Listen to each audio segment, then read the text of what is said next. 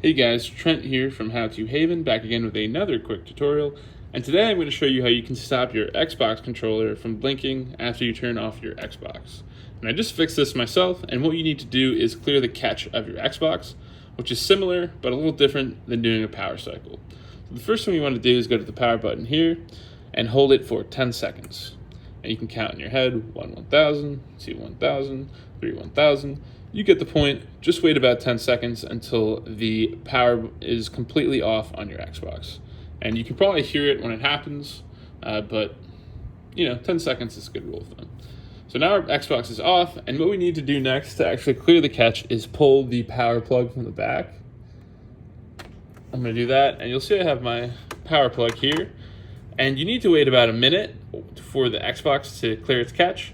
And while we do that, I just want to ask, if this video does help you out today, please consider leaving a super thanks or just engaging in the video in any way, as it really does help me out. But for the purposes of this video, we're not going to wait a full minute, and I'm just going to plug it back in as such. And we can turn our Xbox back on, and our catch should be cleared, and the controller problem should stop.